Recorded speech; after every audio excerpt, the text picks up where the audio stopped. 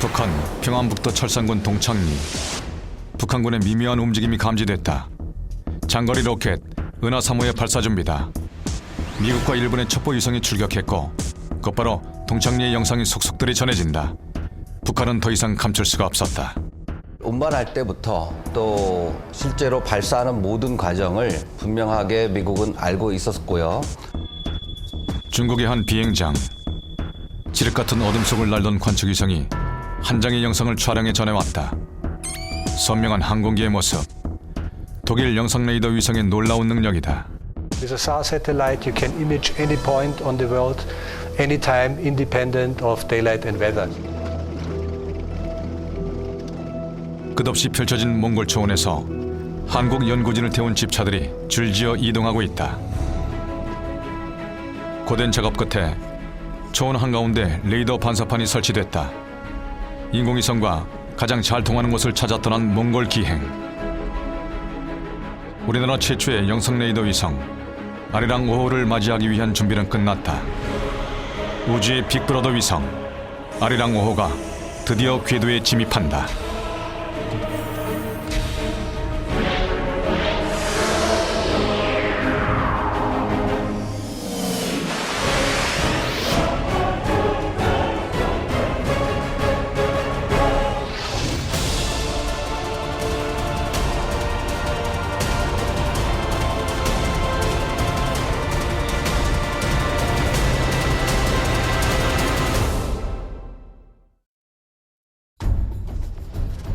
국가 고위층의 비리를 알게 된 한 남자를 미국 정보기관이 쫓는다. 첩보 위성의 추적 명령을 내리자 위성은 디지털 카메라로 남자를 촬영해 지상 관제국에 속속 전송한다. 더 이상 숨을 곳이 없는 오싹한 영화 속 장면. 과연 현실에서도 가능할까? 위성의 그 기동성을 확보하는 기술, 빨리빨리 위성을 움직이게 하는 기술하고 그다음에 받은 데이터를 굉장히 빨리 처리하는 고속 처리 기술이 뒷받침이 되면 그렇게 멀지 않은 미래에 가능하지도 않을까.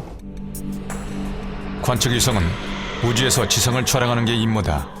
그 먼 우주 공간에서 어떻게 지상을 볼 수 있을까? 우리가 흔히 쓰는 디지털 카메라와 같은 원리다. 디지털 카메라는 아날로그 사진기의 필름 역할을 CCD가 한다. 즉 외부에서 렌즈와 조르기를 통해 들어온 빛의 신호를 CCD를 통해 전기 신호로 바꾼 뒤 다시 디지털로 기록해 메모리 카드의 이미지 파일로 저장한다. 인공위성도 초정밀 디지털 카메라가 들어있다. 위성은 정해진 우주 궤도를 돌면서 첫 번째 렌즈를 통해 지상의 각종 모습을 담은 빛의 신호를 빨아들인다. 이어 두 번째와 세 번째 거울을 지난 뒤 빛은 전자신호로 바뀌고 마지막에 맺힌 상은 영상 정보가 된다.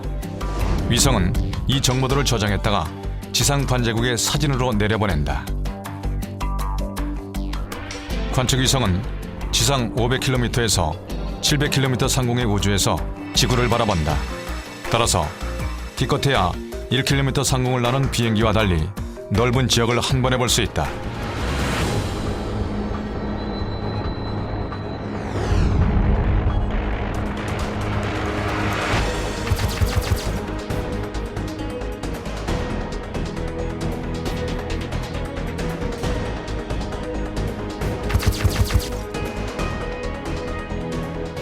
이렇게 제작된 영상으로 3D를 구현할 수 있다. 독도의 신비스러운 모습. 그리고 세계 최고의 미항 샌프란시스코도 마치 지금 그곳에 있는 것처럼 구석구석 자세하게 관찰할 수 있다. 그러니까 항공기는 사실 외국으로 나가는 게 어려운 일이고요. 위성은 사실 전 세계 어디든지 지구를 돌면서 탐사를 할 수 있기 때문에 위성 영상을 이용하면 저희가 가지 못하는 지역, 저희가 실제로 탐사할 수 없는 지역들을 탐지할 수 있고, 그리고 이성 영상을 이용해서 뭐 고도 정보 생성이라든지 저희가 보지 못하는 부가 정보들을 생성할 수 있다는 장점이 있죠.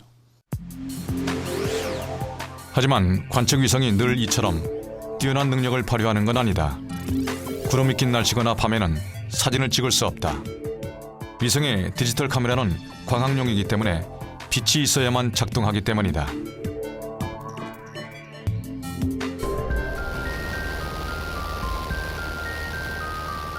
지난 2007년 겨울 태안반도. 천혜의 비경을 간직한 태안 앞바다에 검은 기름이 밀려왔다. 삼성중공업의 이인성과 충돌한 유조선 허베이 스피리트호가 엄청난 양의 원인을 유출한 것이다. 국내 역사상 최악의 오염 사고에 갯벌도 양식장도 검붉게 물들었다. 기름띠의 흐름을 파악하기 위해 빠른 대처가 필요했다. 두 개의 위성이 현지 상공에 투입됐다. 주인공은 우리나라 광학위성 아리랑 2호와 독일 위성 테레사 X. 한반도 상공에서 두 위성은 사고 해역의 모습을 담았고 잠시 뒤 신호를 보내왔다. 아리랑 2호가 보내온 영상에는 아무것도 없다.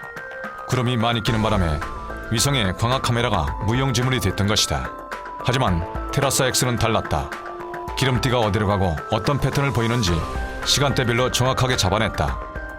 테라사는 빛이 없어도 지상을 촬영할 수 있는 일명 사라는 영상 레이더 위성이기 때문이다. 이때 우리 영상 가지고 찍었을 때는 구름이 껴서 이런 영상을 못 얻었는데 이런 사 영상을 가지고 찍으면 이 기름이 유출된 이런 흔적들을 금방금방 캐치를 할 수가 있다는 거죠. 시추선의 폭발로 시작돼 490만 배럴의 원유가 바다로 쏟아졌던 대재앙. 멕시코만 기름 유출 사고에서도 사 위성은 놀라운 활약상을 보여주었다. The TERSA system is a high-resolution radar sensor. So first application, of course, is high-resolution SAR images. You get these images independently of day or night time and independent of weather conditions. So you get systematic, reliable acquisitions. One important application is, for example, change detection. 카메라 렌즈가 없어도 사진을 찍는다. 보지 않고도 사물이 어떻게 생겼는지 알 수 있다. 우주 공간의 마술 같은 상황. 해답은 전자파에 있다.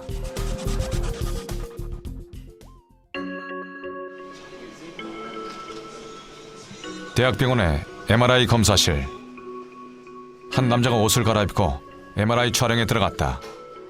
카메라 없이 인체 곳곳을 살필 수 있는 MRI는 우리 몸의 대부분을 물이 차지하고 있다는 데 착안해 개발됐다. 물을 구성하는 수소 원자핵을 강한 자기장 속에 넣은 뒤 고주파를 가하면 원자핵에서는 고유한 신호가 발생하는데 이를 영상화한 것이 MRI다. 뇌의 전두엽에서 종양이 발견된 MRI 영상이다. MRI는 컴퓨터 단층 촬영, 즉 CT에 비해 해상도가 뛰어나고 원하는 각도의 영상을 필요한 만큼 얻어낸다. 우리 인체 조직은 80%가 물로 되어 있습니다. 그래서 이제 MRI를 만들 때 기본적인 원리가 됐던 거는 물을 이용해보자, 수소 원자핵을 이용해보자라고 해서 만들었고요. 거기에 이제 디자인되어졌던 게 자석에다가 우리가 흔하게 말하는 공명 주파수를 주게 되면은 거기서 화학적 이상이 생겨서 어떠한 신호가 발생될 것이다. 그럼 그 신호를 우리가 디지털화할 수 없겠느냐 해서 만들어진 게 MRI입니다. 이번에는 고주파 대신 테라헤르츠파를 이용한다. 작은 용기에 수술용 메스를 집어넣었는데 밖에서는 메스가 보이지 않는다.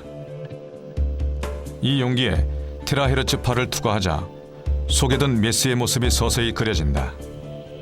테라헤르츠 대역의 전자파가 물질의 지문, 즉 특질을 찾아내는 높은 분해 능력을 가졌기 때문이다.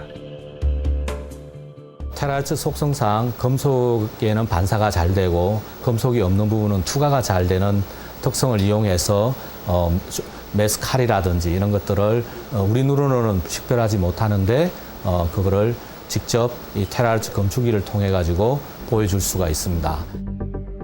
눈으로 보지 않고도 또 카메라로 찍지 않아도 사물을 볼 수 있는 전자파의 능력. 이 전자파의 무대를 우주로 확대한 것이 사, 즉 영상 레이더 위성이다. 우리가 개발 중인 사 위성 아리랑 5호의 모습이다. 보통 레이더는 거리 정보, 즉 타깃의 위치와 레이더까지의 거리를 알아낸다. 하지만 이 위성에 탑재한 영상 레이더 사는 특이하게도 거리 정보뿐 아니라 사물의 모습까지 얻는다. 긴 막대 모양의 물체가 위성의 핵심인 사 안테나다. 안테나에는 모두 512개의 모듈이 있는데 각각의 모듈이 지상이 원하는 곳에 마이크로파를 쏘고 다시 반사에 돌아오는 것을 수신한다. 돌아오는 전자파에는 사물의 각종 정보가 들어있는데 이를 분석해 사진처럼 만드는 것이다. 따라서 쏴위성은 신호를 보내면서 동시에 받는 쌍방향 능동형 구조다. 네, 여기 보시겠지만 여기 작고 네모난 부분이 있습니다. 이런 부분이 하나하나에 다 작은 안테나로서 이런 안테나들로 저희 영상 레이더 안테나가 구성되어 있습니다. 이런 작은 안테나를 이용해서 전자적으로 그 빔을 자유롭게 조향할 수 있기 때문에 저희가 원하는 위치에 있는 그 영상을 안테나를 회전하지 않고도 전자적으로 얻을 수 있는 장점이 있습니다. 마이크로파는 구름을 통과하기 때문에 쏴위성은 구름이 끼고 눈이 오는 악천 후에도 또 밤에도 지상의 모습을 찾아낼 수 있다. 특히 통계상 구름이 끼는 날은 60%에 이르기 때문에 실용성 면에서 쏴위성이 광학위성보다 훨씬 뛰어나다. 평균 지구상의 시간을 쭉 볼 때 60%까지 구름이 끼거든요. 그래가지고 위도가 높은 지역에서는 그 광학 위성 가지고 사진을 찍으려고 그러면 어떤 때는 6개월씩 기다려야 돼요. 근데 이 쏴는 저희 구름을 통과해가지고 그리고 태양빛이 필요 없이 전천후 영상을 할 수가 있고 뭐 항상 저희 비가 오나 눈이 오나 영상을 찍을 수 있으니까요. 쏴위성의 최강자 가운데 하나가 독일이다. 미넨 근교에 위치한 독일 연방 우주국 DLR. 독일은 일반 관측위성의 경우 유럽 우주국 공동 프로그램을 이용하지만 쏴위성은 DLR이 자체 운영한다. 그만큼 중요하고 독자적으로 이용할 가치가 크다는 얘기다. 독일은 지난 2007년 아주 고성능의 쏴위성인 테라사 X를 처음 발사했다. 중요 임무의 하나가 남극의 변화를 관찰하는 것인데 2007년 이후 지금까지 11일 간격으로 얼음이 녹아내리는 모습을 끊임없이 촬영해오고 있다. 그 결과 빙하의 녹는 속도가 2000년대에 들어 1990년대보다 3배나 빨라진 사실이 확인됐다. 1년에 녹아내린 양은 대략 2200여억 톤. 해수면은 매년 1cm 이상 상승하는 걸로 분석됐다. 현장에 가지 않고도 위성을 통해 남극의 변화를 정확히 파악해냈다. That's where change detection becomes immensely important because if you have activities ongoing in some remote area where you don't have access to, you can very nicely follow up what is changing. 유럽의 하늘길을 막아버린 아이슬란드 화산, 또 수십 킬로미터 밖까지 뜨거운 돌을 날려버린 알래스카 화산 폭발도 모두 영상에 담았다. 독일은 2년 뒤 다시 텐덤X라는 쌍둥이 쏴위성을 발사했다.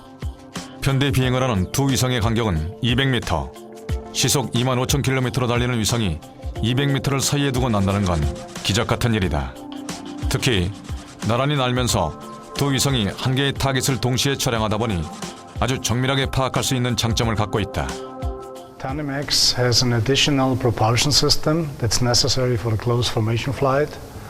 It also can receive telemetry from TerraSAX that's important for safety of the formation flight.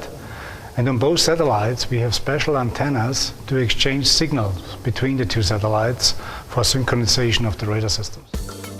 쏴위성은 날씨가 좋거나 나쁘거나 혹은 낮이나 밤이나 365일 24시간 영상을 획득할 수 있기 때문에 빛이 꼭 필요한 광학위성과 달리 어떤 지역 혹은 어떤 사물을 중단 없이 관찰할 수 있다. One is being able to, of course, view broad areas and monitor the activity in those areas, whether it's on land or in the maritime areas. So just having basically a picture of what's going on a regular basis over a broad area. 같은 지역을 찍은 광학위성과 쏴위성의 영상을 보면 차이는 두드러진다. 아주 기묘한 모양의 두바이 등 광학과 쏴위성이 촬영한 것들을 보자.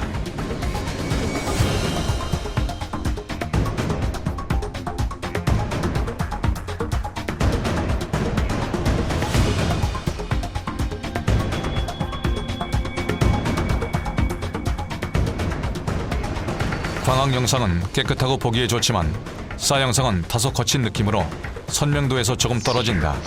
하지만 이 두 위성을 서로 보완적으로 사용한다면 그야말로 전 세계 어디든지 찾아내는 것은 물론 사물이나 지역의 어제와 오늘을 정확하게 파악할 수 있다. 싸하고 광학하고가 서로 이렇게 그 보완되는 점이 있어요. 그러니까 싸는 해상도가 좋은 대신에 구름 끼면 못 나오고, 근데 그 싸는 해상도가 낮지만 항상 찍을 수 있고, 그래서 이 두 개를 서로 장단점을 보완을 하면 활용도 측면에서는 거의 2배가 될 수가 있다는 거죠. 싸 위성의 신호를 영상으로 표현하는 작업은 복잡하다. 하얗고 까만 점들로 기록된 원 데이터를 특수한 분석들을 사용해 조금씩 발전시키면서 최종 모습을 완성한다.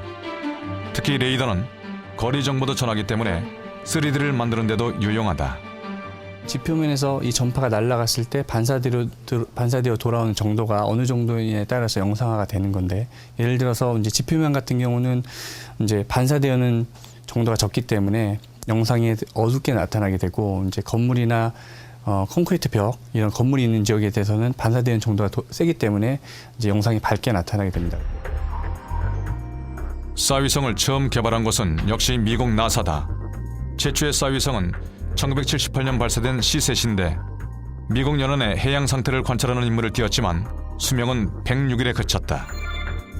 이후 20여 년 동안 싸 위성 개발은 중지됐다가 1990년대 중후반부터 캐나다와 일본, 유럽 등을 시작으로 다시 본물처럼 퍼져나가 지금은 첩보 위성으로까지 발전했다.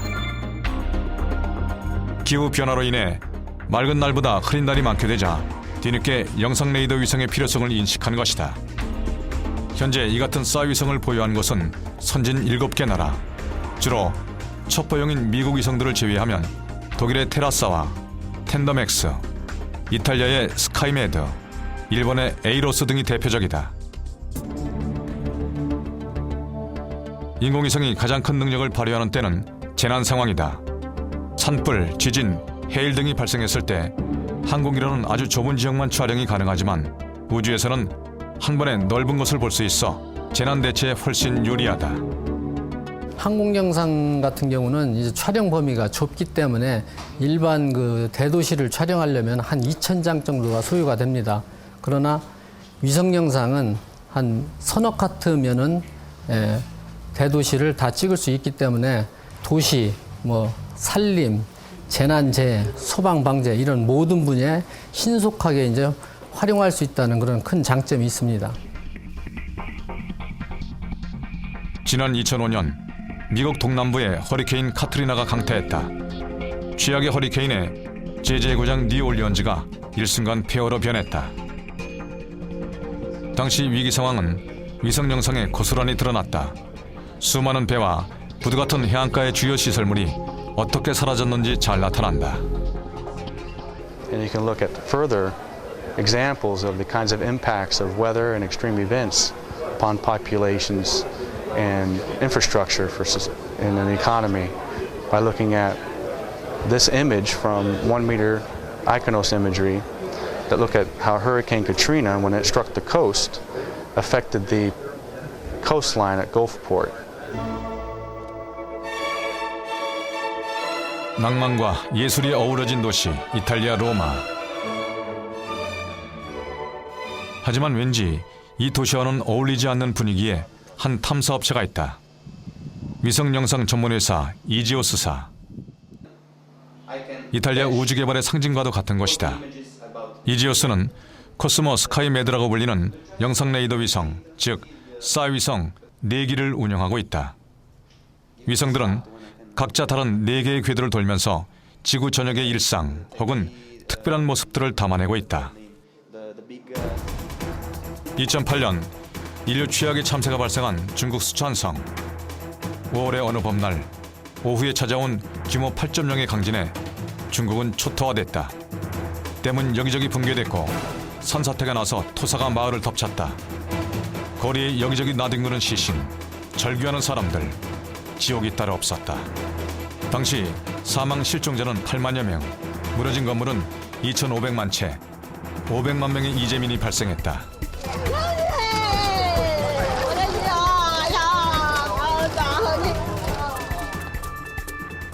서둘러 피해 상황을 파악하고 앞으로를 예측하는 것이 필요했다. 코스모 스카이메드 위성 4기가 날았다. 그리고 아주 열심히 마이크로파를 발사했고 마이크로파는 구름을 뚫고 수촨성을 촬영했다. 그리고 일주일 만에 남한 면적보다 넓은 스촨성 10만 제곱미터의 지진 지도를 완성했다. Sichuan earthquake, in which IGEOS, formerly Telespazio, was actively involved exploiting Cosmos Skymed constellation. So, apart from providing first images of damaged dams and damaged buildings, we started a very large acquisition plan over a very wide area. 이지오스는 재난 대처 매뉴얼을 갖추고 있었다. 사전 경고 단계에서 재난 단계, 재난 이후까지의 대응 요령이 각각 존재했다. 따라서 산사태는 어디를 위협하는지, 또 댐을 무너뜨린 물은 어디로 향하는지 등을 실시간으로 파악할 수 있었다. 이지오스의 앞선 대응에 스촨성의 비극은 이내 과학적으로 분석됐고 지진 복구를 위한 초석이 됐다. In that case, we exploited both optical and SAR data to provide basically damage assessment information and trafficability, and road trafficability information, because in that case it was really important to know which were the roads and the path that were usable or not.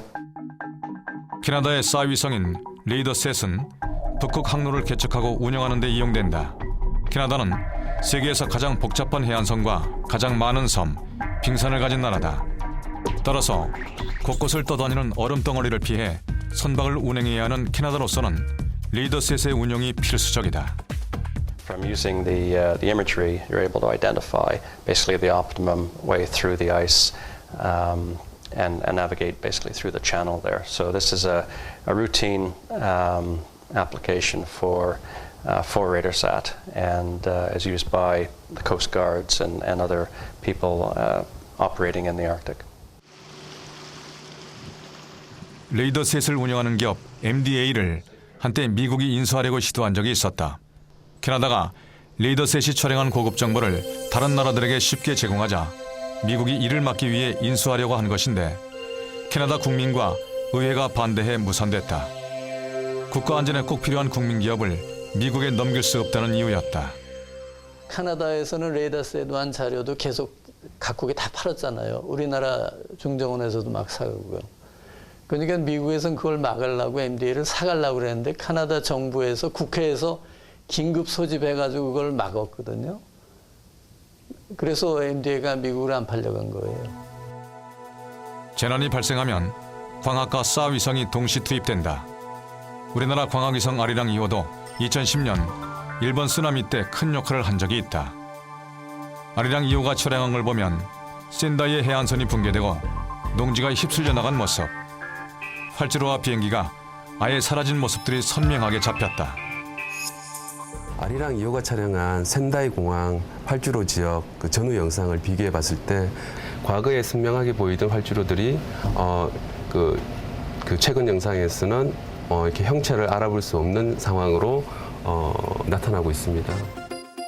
독일의 사 위성인 테라사 X도 센다이를 촬영했지만 아리랑 2호보다 한 걸음 더 나아가 피해 상황을 입체적으로 파악했다. 피해 지역이 지진으로 얼마나 침하됐는지를 분석하고 추가 붕괴 여부도 진단했다. 이것이 가능한 건 사 위성이 레이더 위상 간섭 현상, 인터페로메트리를 만들기 때문이다. 지상의 한 지역을 각기 다른 시기에 관측한 두 개의 사 데이터를 사용해 대상지의 변화, 특히 높낮이의 미세한 차이를 알 수 있다. 위성이 방사한 전자파를 통해 대상지와 위성까지의 거리가 자동 분석되기 때문에 밀리미터 단위의 작은 변화를 엿볼 수 있다. So you do multi-temporal images and you detect changes from one image to the other. Very important applications are interferometry, where you can measure subsidence, small up and down lifts of the Earth's surface. 베를린 기차역 모습. 지난 2년 동안 일어난 건물의 높이 변화를 위성을 통해 분석했다. 파란색 부분이 10mm 솟구친 곳이다. 또 건물의 윗부분이 더 크게 변화하고 있다는 걸 정확하게 알아냈다. 사 위성의 놀라운 능력이다. One is the weather independence, and the other one is the principal capability of measuring very precise locations. This has to do with the radar physics, because you are not measuring line of sight, but you are measuring run times. 이탈리아 시칠리아 섬 에트나 화산은 높이 3,300m에 유럽에서 가장 높고 큰 화산이다. 1970년대 이후 수시로 마그마가 분출해 유럽에서 가장 공포스러운 장소로 꼽히지만 아이러니하게 관광지로도 유명하다. 수십 개의 분화구의 폭발로 지형은 수축과 팽창을 반복하고 있는데 레이더 위성 영상을 보면 산지의 변화가 생생하게 잡힌다. 수십 년의 인공위성 데이터는 간섭 현상을 통해 화산으로 인한 지층 변화를 이렇게 수학 통계처럼 풀어냈다. 독일과 이탈리아 우주기관들은 이미 뉴욕 맨하튼과 로마 같은 전 세계 대부분의 도시와 산림 지역에 3D 지형도를 완성해 보유하고 있다. 이는 산사태나 화산, 도심지 침하 등의 재난 상황을 예측할 수 있는 엄청난 자산이다.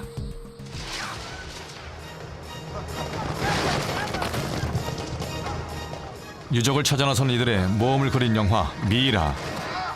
예전 고고학자들은 유적을 찾기 위해 밀림이나 사막을 헤집고 다녔다. 하지만 지금은 인공위성이 그 역할을 대신한다. 지난 1994년 인도에서는 대발견이 있었다. 레이더를 이용해 바닷속에 있던 일명 아담의 다리를 찾아낸 것이다. 인도 남부 판밤섬과 스리랑카 섬을 바위와 산호초들이 잇고 있다는 사실이 위성 영상을 통해 드러났다. 해저 연결선의 길이는 45km. 묘하게도 인도에선 175만 년 전 라마라는 왕자가 유기된 부인을 구하기 위해 이곳에 다리를 놓았다는 전설이 있는데 지형의 특징이 전설과 상당 부분 일치했다. 또 위성은 이집트의 거대한 지하 도시를 찾아냈다. 피라미드를 포함한 1000개 이상의 미호와 3000여 개의 거주지가 드러났는데 땅속의 유적을 인공위성이 찾은 것이다. 땅속까지 투과하는 독특한 인공위성 전파의 능력 때문이었다. 해상도는 떨어지지만은 지표 투과 능력이 있기 때문에 뭐 고대 유적지라든가 어떤 뭐 진짜 숲을 속에 있는 거라든가 땅 속에 있는 거라든가 이런 것들도 저희들이 찾아낼 수 있다고 지금 알려져 있고 그런 사례들도 있습니다. 광학으로 볼 수 없는 것들을 전자파나 적외선을 통해 탐지해내는 인공위성. 이 같은 위성들이 정말 보고 싶은 건 무엇일까? 바로 군사 분야일 것이다.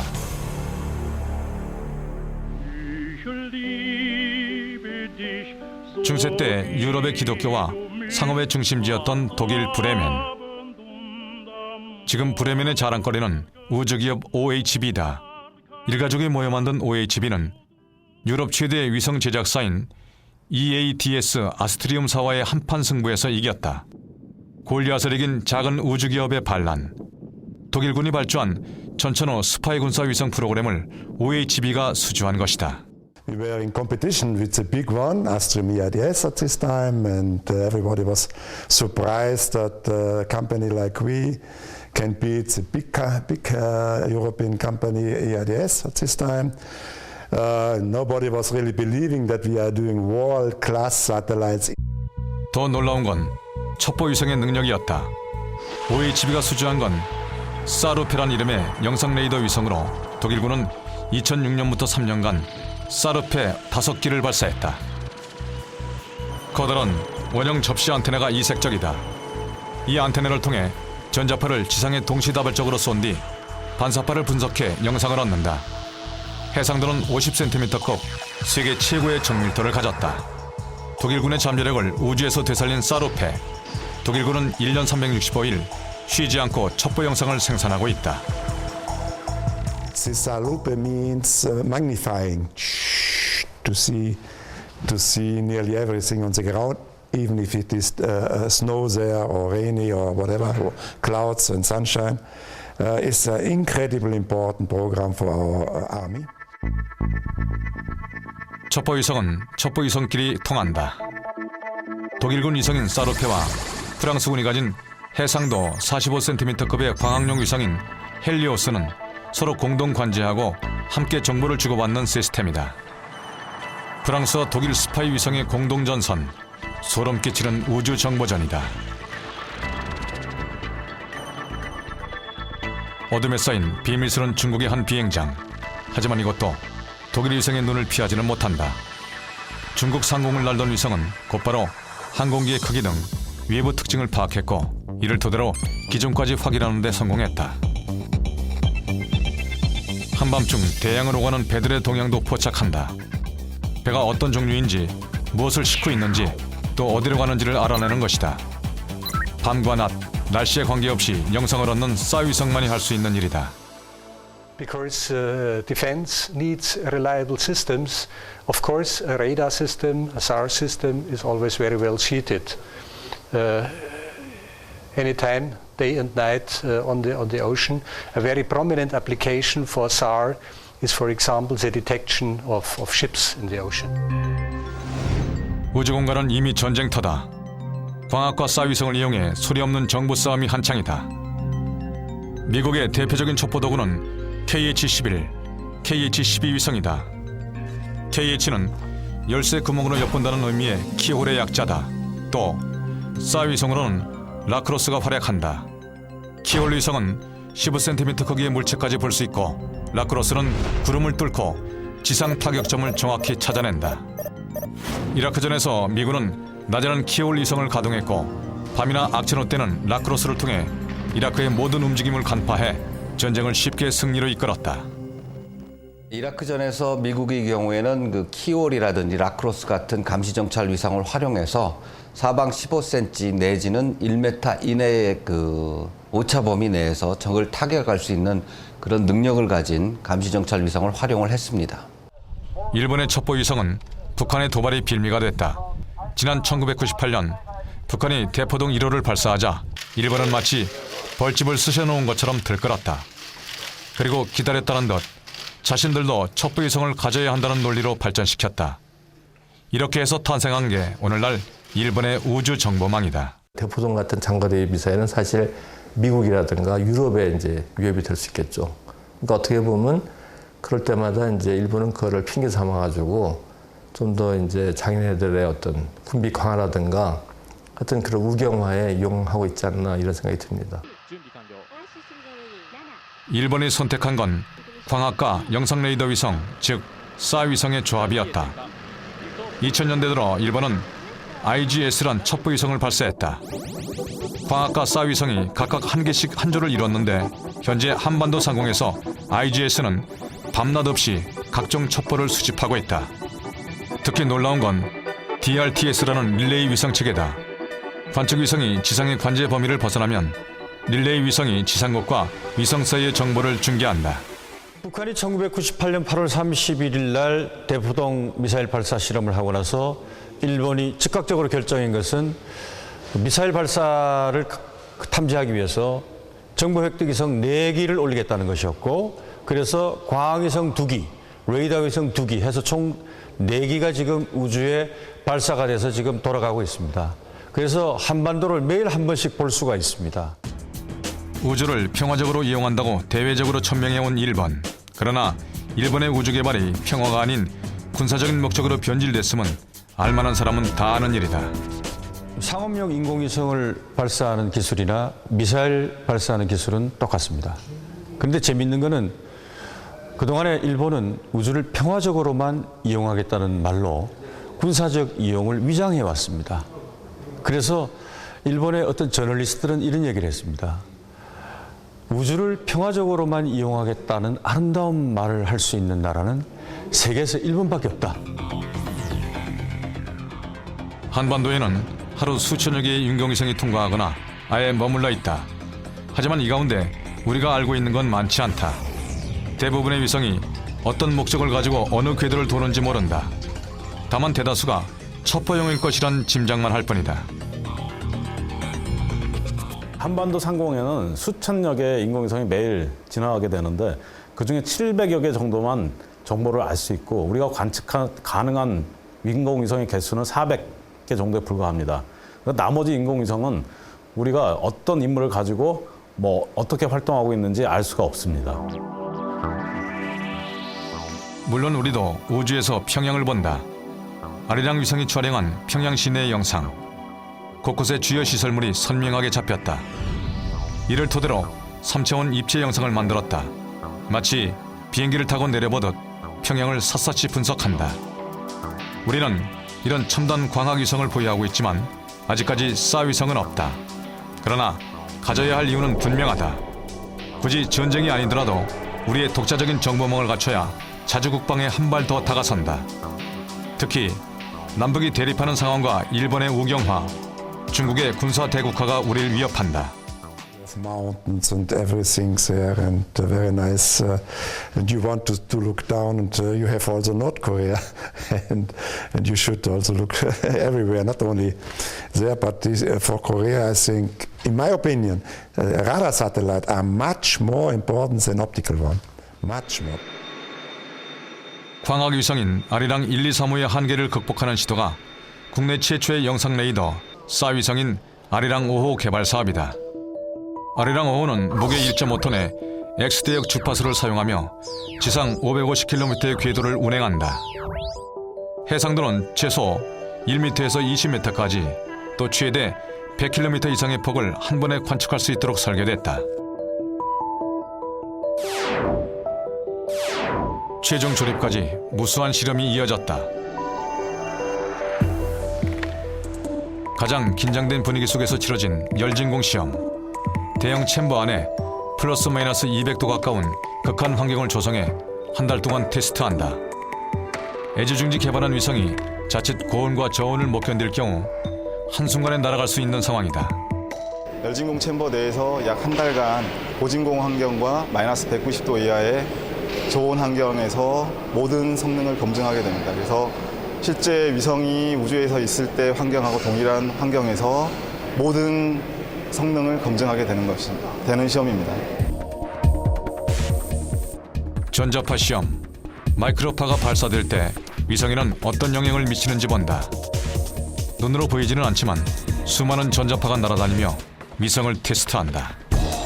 영상을 획득하는 동안에는 굉장히 강한 RF 에너지가 방사를 하게 되는데 이 위성 자체에서 발생되는 그 RF 환경에 위성 시스템의 운용이나 그리고 지상과의 무선 통신에 영향을 받지 않아야 하는데요. 그 영향성 검증하는 시험을 RF 적합성 시험이라고 하고 합니다. 마지막 고비는 사 안테나 방사 시험이다. 우주 공간에 올랐을 때 안테나가 제대로 날개를 펴는지 확인한다. 분리 신호도 정상적으로 잘 갔고요. 양쪽 다 정해진 시간에 잘 터졌고 또한 안테나 하나하나 전개되는 시간조차도 100초 정도로 원래 예상했던 결과대로 잘 나왔습니다. 그리고 정해진 충격량도 저희가 원하는 결과 내놓았기 때문에 성공적인 시험이라고 말씀드릴 수 있습니다. 이제 남은 것은 발사뿐. 국내에서의 모든 과정은 끝났다.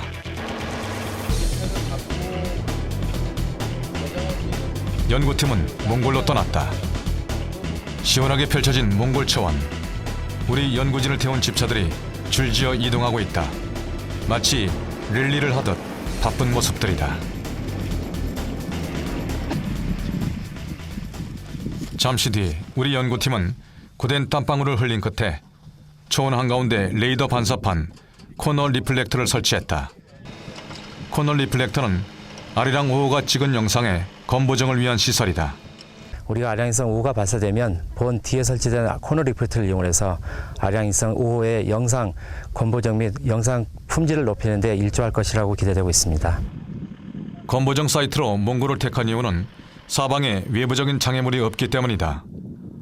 바행달 초원은 사방 100km에 산이나 조형물이 없이 평평하고 또 그만큼 주변의 밝기가 일정하다.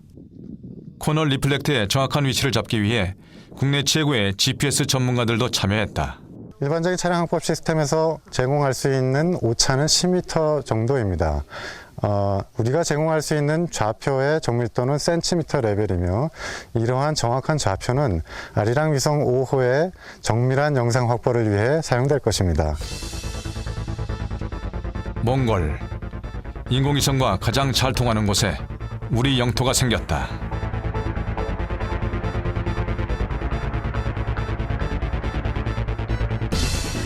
아리랑 5호의 움직임은 다른 위성과는 크게 다르다. 평소에는 오른쪽으로 몸체를 기울여 있다가 한반도 통과 전 지상국의 명령을 받아 자세를 바꿀 수 있다. 즉, 왼쪽을 촬영해야 할 급박한 상황이 생기는 경우 마치 자동차처럼 위성의 위치를 빠르게 전환시키는 것이다. 최소 2-3일 전 명령을 입력하는 다른 위성과는 차별화된 관제 기술이다. 남극기지, 세종기지를 통과하면서 우리가 명령을 올려서 세종기지를 통과하고 우리나라까지 올 적에 자세를 오른쪽을 보고 있는 자세에서 왼쪽을 보고 있는 자세로 틀어서 긴급하게 어떤 다른 지역을 사진 촬영할 수 있도록 그렇게 그런 임무를 수행할 수 있도록 저희들이 관제 시스템을 개발을 했습니다. 아리랑 5호에는 또 하나의 특별한 탑재체가 들어있다. SLR, 레이저 추적 시스템을 위한 반사경이다. 지상에서 레이저를 발생시킨 뒤 인공위성에 발사한 다음 위성이 탑재된 거울에 반사돼 돌아오는 시간을 따져 위성의 현재 위치를 측정하는데 위성까지 수백 킬로미터에서 오차는 밀리미터 수준이다. 선진국들은 SLR을 전시 대비용으로 임무를 확대시키는 추세다. 레이저의 출력을 높여 적국의 인공위성 혹은 미사일을 찾아내 요격하는 용도로 개발하고 있다. 현존하는 가장 정밀한 위성 추적 시스템으로 지상에서 레이저 펄스를 발사해서 위성까지 되돌아오는 그 시간을 측정함으로써 밀리미터 레벨까지 아주 정밀하게 측정할 수 있는 위성 추적 시스템이라고 할 수가 있습니다. 미국 하와이에서 열린 국제 원격 탐사 학회. 다른 선진국들도 우리가 만드는 싸위성 아리랑 5호의 개발에 주목했다. 이례적으로 아리랑 5호를 위한 독립 세션이 주어졌다. 우린 아리랑 5호의 성능을 소개하면서 동시에 군사 목적이 아니라는 점을 강조해 다른 국가들을 안심시켰다.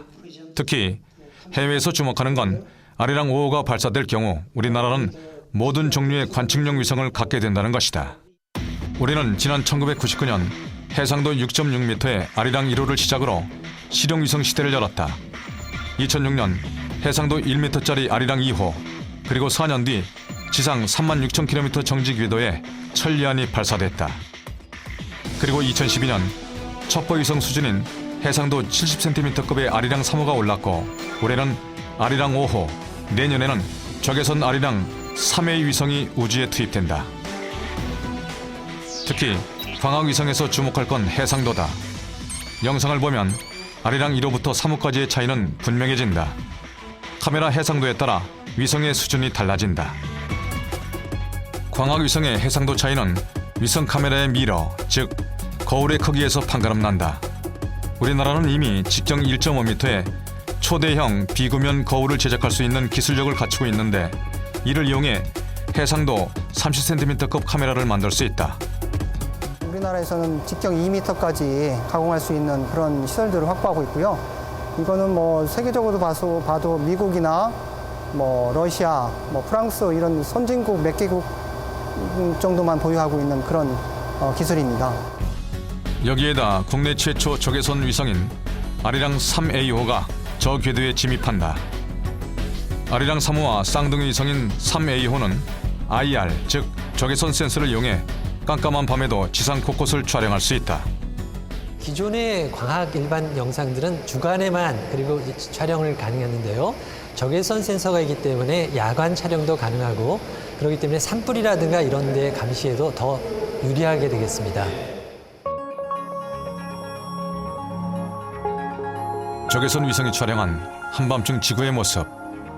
전기로 생긴 아름다운 빛의 향연이 펼쳐진다. 바다에서는 선박의 불빛이 긴 행렬을 이루고 남북한 일상의 차이는 불빛으로도 분명하게 드러난다. Even political borders are starkly visible in this view of North and South Korea. 지상 관측 분야 모든 종류의 인공위성을 갖게 되는 우리는 위성 정보를 받는 나라가 아니라 이제 제공하는 나라로 우뚝 서고 있다. 올해 말쯤이면 개발이 완료돼서 발사하게 될 아리랑 3A호 적외선 위성입니다. 여기까지 합치면 5개의 관측 위성을 성공적으로 개발하게 되는 겁니다. 그렇게 됨으로 해서 우리 대한민국은 위성 기술 분야에 있어서는 특히 관측 위성 분야에 있어서는 세계 7대 강국이 될 것으로 생각하고 있습니다. 아프리카 동쪽의 작은 섬나라 세이셀군도 출렁이는 쪽빛 물결과 백사장, 열대의 아름다운 경치를 가진 세이셀은 낙원처럼 보인다. 그러나 세이셀은 언제 섬이 사라질지 모른다. 지구온난화의 영향으로 해수면이 상승해 매년 조금씩 섬이 가라앉고 있기 때문이다. 섬이 바다에 잠기는 정도를 알기 위해선 정확한 인공위성의 데이터가 필요하지만 세이셀은 관측 위성이 없다. 이때 구원투수로 나선 것이 우리 아리랑 위성이다. Global warming, as you mentioned, is a serious issue for us. And with satellite technology, remote sensing, we've learned with, say, they can measure ocean temperature, the weather changing pattern, and us as a small nation. 지난 2009년부터 아리랑 2호는 세이셀 상공에서 해수면의 높이와 해안선의 변화를 측정하고 그 결과를 세이셀 정부에 제공하고 있다. 앞으로는 레이더 위성 자료까지 전달할 예정인데 세이셀 정부가 해수면 잠식 추이를 보면서 효과적으로 대응하도록 도와주는 것이다.